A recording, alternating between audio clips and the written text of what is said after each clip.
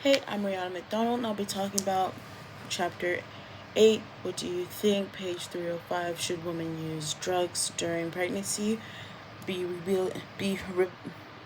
rehabilitated, or face legal action? And Everyday Connections page on page 316. The importance of play and recess. The Understanding the implications of drugs used during pregnancy is crucial for both maternal and child health. This topic does raise significant ethical questions regarding the best approach to support mothers who, while protecting the welfare of the child. Different countries exhibit varying attitudes from rehabilitation to legal penalties, reflecting diverse cultures, social and legal frameworks. In many countries, including the US and the UK, there is a growing trend towards rehabilitation models for pregnant women who use drugs. These approaches um, emphasize the importance of treatment and education rather than the legal actions measures, recognizing the addiction as a complex health issue. Rehabilitation focuses on treating the underlying issue of addiction, providing education and resources. This approach recognizes the addiction is often a complex issue tied to mental health, trauma, and factors. In this case, it's postpartum depression. Rehabilitation targets the root problems rather than the face value problem, which can lead to a more sustainable change, more long lasting change. Studies suggest that individuals are more likely to overcome addiction when they receive support rather than punishment.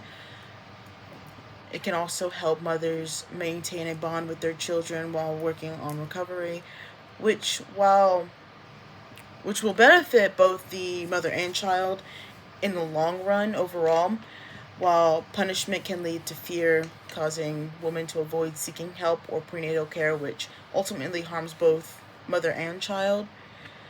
Legal actions may stop some individuals from using drugs during pregnancy, but it often doesn't address the core issue of addiction. So they might just quit for a bit, and then after the baby's born, they continue again, which could be really damaging for, still both damaging for the mother and child.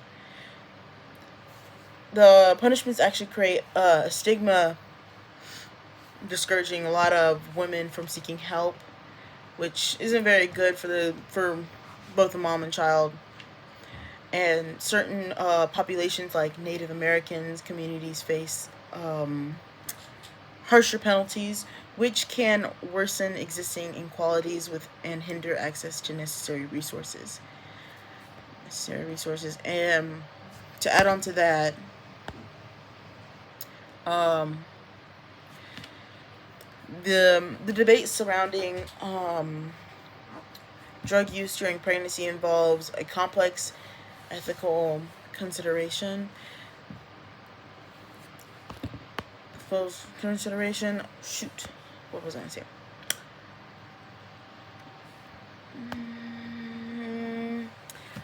Like, such as China and Dubai, the consequences can be very severe, including imprisonment or even the death penalty for pregnant women who use drugs or possess illegal substances. These harsh penalties kind of reflect the different cultural attitudes towards drug use and motherhood. In these contexts, it focuses often on punishment rather than the rehabilitation, which may not address the underlying issues, like I said, and several legal repercussions in these countries can deter women from seeking help, leading to the increased risk and addiction. So, but in my view, rehabilitation is more effective because it produces a more positive change and you can actually grow from it and learn from it, and you'll still be able to, with that support system. If you have a good support system, it can be really benefiting. And it's not only aims to support individuals but also foster healthier family dynamics and communities. I believe the focus should be on understanding and addressing the issues at hand rather than imposing legal action that can lead to further harm in the long run. Now, moving on to uh, Everyday Connections, page 316. 316, which is about the importance of play and recess. Unstructured play offers several psychological benefits for children, including allowing children to explore their interests without pressure, which I believe can increase their attention span and connections over time, and promote physical activity, helping children develop strong bodies, strong habits, healthy habits, which can lower chances of obesity and other related issues. For children to interact with their peers and learn, and it allows children to interact with their peers and learn cooperation, communication, and conflict resolution, and develop an essential social skills. I found that through imaginative play, imaginative play, children can enhance their creativity and problem-solving skills, which are crucial for academic success. Because, well, in my personal life, a lot of the football players, band kids, or even like soccer players, all the people who did sports, surprising enough, they were very, not surprising, were actually very smart kids and very smart people, and I believe they're gonna do all great things. It also allows children to express and manage their emotions, helping them develop and helping them develop resistance and coping strategies for stress especially. And it is that, and many children have stress individually, but unfortunately many children have packed schedules with organized activities, leaving little time for free play, and more children are being raised by screens more often, and though more often than not, which are replacing outdoor play, physical activity. But a lot of parents are scared for their children to play outside because there's a lot of, especially if you don't live in a good neighborhood, there's a lot of violence. It can be dangerous. They can get kidnapped, especially if they are always especially if they're online a lot, because there have been a lot of cases where kids could be taken advantage of online in video games and Discord on that, and they leave the house to meet up with somebody who they think they're friends. But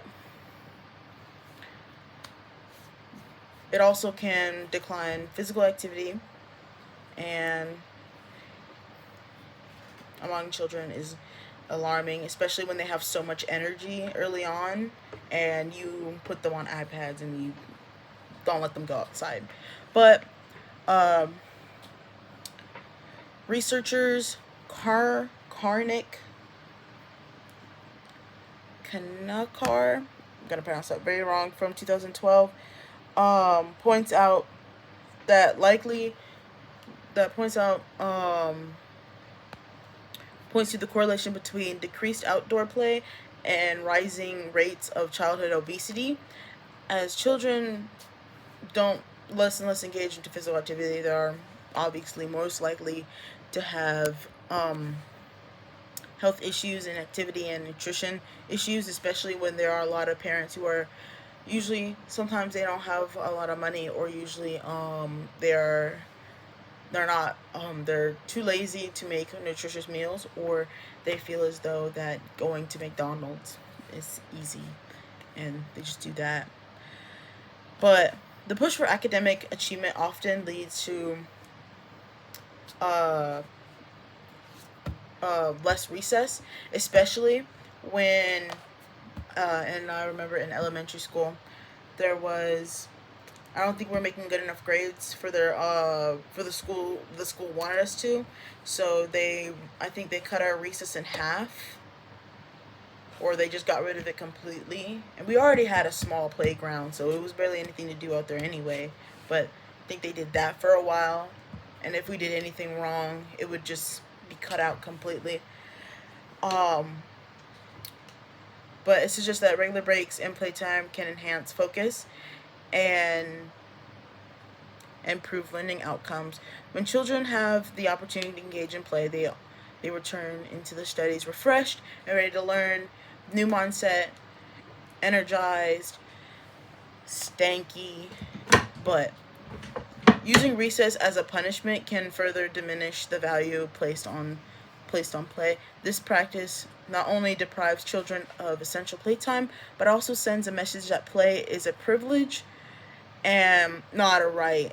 Such attitudes can lead to negative perceptions of physical activity, or in the long run, they feel as though because they weren't physically active in the beginning, that they'd be embarrassed to be physically active in the future, which sometimes it doesn't happen, but a lot of times it does, because there is a stigma about going to gyms as well.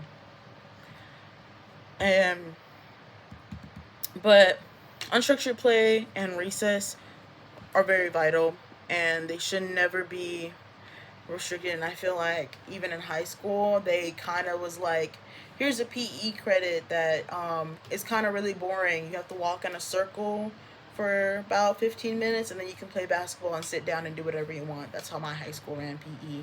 And if you did certain clubs, you didn't have to do it, unfortunately.